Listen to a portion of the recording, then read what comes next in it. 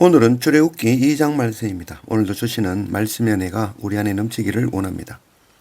1절 레위 가족 중 한 사람이 가서 레위 여자에게 장가들어 그 여자가 임신하여 아들을 낳으니 그가 잘생긴 것을 보고 석 달 동안 그를 숨겼으나 더 숨길 수 없게 되매 그를 위하여 갈대 상자를 가져다가 역청과 나무 진을 칠하고 아기를 거기 담아 나일 강가 갈대 사이에 두고 레위 지파 아브람과 요게벳이 결혼하여 아들 모세를 낳았습니다. 이스라엘 백성들이 애굽에서 학대와 핍박을 당하고 부르짖어 하나님을 찾는 것이죠. 하나님은 이 고통에서 자기 백성을 구원하시기 위하여 아들을 보내주셨습니다. 그 아들 모세는 우리를 죄에서 건지시기 위해 이 땅에 오신 바로 예수 그리스도를 예표하는 것이죠.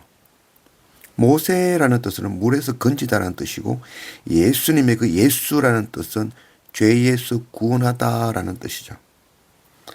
하나님이 보내신 아들을 세상 왕은 미워하여 죽이려 하였죠.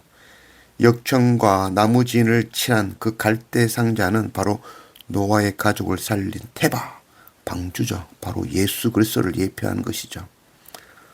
흐르는 물 위에 질그릇 안에 다른 사람을 정결하기 위하여 피 흘려 죽는 비둘기, 또한 예수 그리스도를 예표하는 것이죠.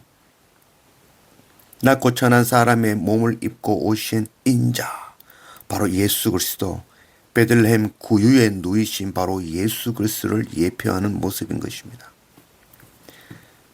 예수님께서 세상에 오시어 죄에서 우리를 건져 구원하실 것입니다.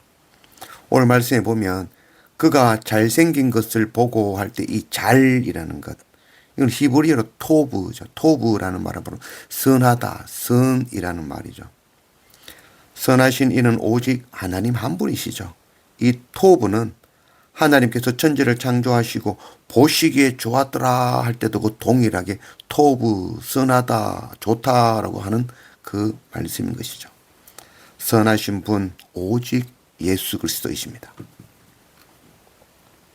5절 바로의 딸이 목욕하러 나일강으로 내려오고 시녀들은 나일 강가를 거닐 때에 그가 갈대 사이에 상자를 보고 시녀를 보내어 가져다가 그 아이가 자라매 바로의 딸에게로 데려가니 그가 그의 아들이 되니라. 그가 그의 이름을 모세라 하여 이르되 이는 내가 그를 물에서 건져내었음이라 하였더라.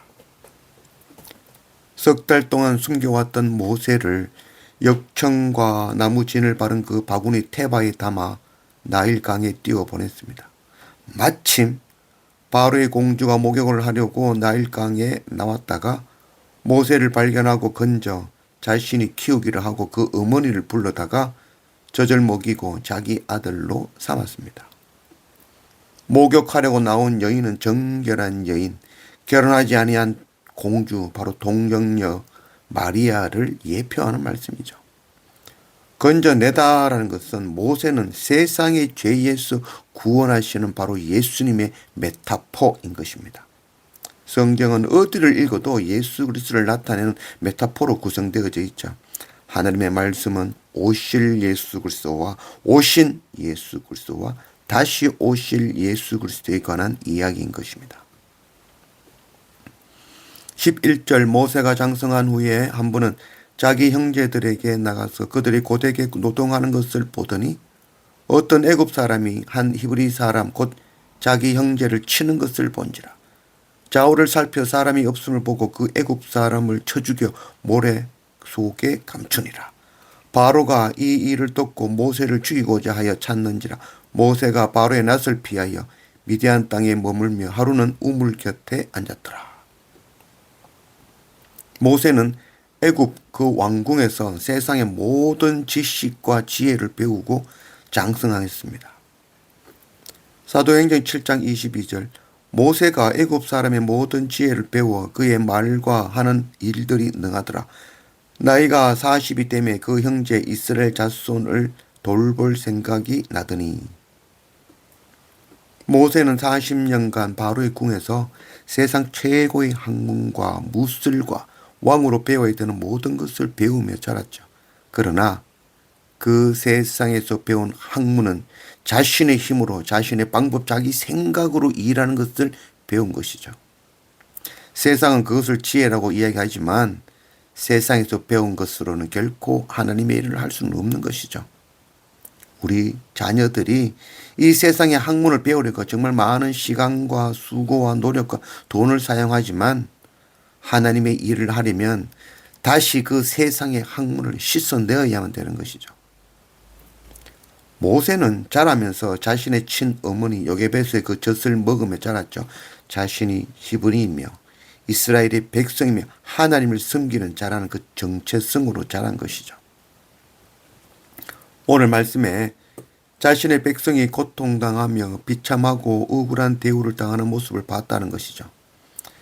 모세는 자신이 무슨 일을 해야 된다고 생각한 것이죠. 그래서 참지 못하고 자기 형제 이스라엘 백성들을 괴롭히는 그를 치는 애굽인을 죽이고 말한 것이죠.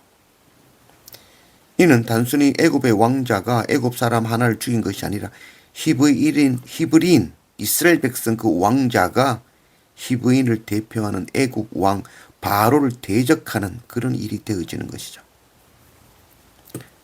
사도 바울이 주님을 만나기 전 세상 최고의 학문 가말리엘 학문을 배우고 또 베냐민 지파요 바리새인 중에 바리새인이었죠. 이 바로 모세의 모습이 꼭 사울이 하나님의 이름을 더럽혔다고 생각한 그 스데반을 돌로 치려는 그 증거하는 그 모습을 보는 듯하죠. 당시 모세도 사울도 자신의 힘과 방법과 자기 생각으로 일하는 자들인 것입니다. 모세는 바로의 왕궁에서 배운 그 세상 최고의 학문과 기술과 방법과 힘을 모두 내려놓고 자신을 죽이는데 광야에서 40년이라는 시간이 걸렸죠. 사도 바울도 자기의 모든 것을 배설물로 여기며 온전히 자신을 죽이는데 아라비아 광야에서 3년 또 고향 다소에서 또 10여 년의 시간을 보낸 것이죠. 이후에 자신의 모든 것을 배설물로 여기며 자신을 죽이고 이방인의 선교사로 하나님의 사람이 되어진 것이죠. 세상에서 배운 것, 세상 방법으로는 결단코 하나님이라 일을 할 수는 없죠. 23절 여러 해 후에 애굽 왕은 죽었고 이스라엘 자손은 고된 노동으로 말미암아 탄식하며 부르짖으니 그 고된 노동으로 말미암아 부르짖는 소리가 하나님께 상달된지라. 하나님이 그들을 고통 소리를 들으시고 하나님이 아브라함과 이삭과 야곱에게 세운 그의 언약을 기억하사 하나님이 이스라엘 자손을 돌보셨고 하나님이 그들을 기억하셨더라. 하나님은 이스라엘 백성들이 고통 가운데 자신의 죄를 깨닫고 하나님을 간절히 구하고 찾는 소리를 들으시고 아브라함과 이삭과 야곱에게 언약하신 대로 낳고 천한 사람의 아들로 이 땅에 보내주신 것이죠. 아들을 보내주신 것이죠. 하나님의 어린 양.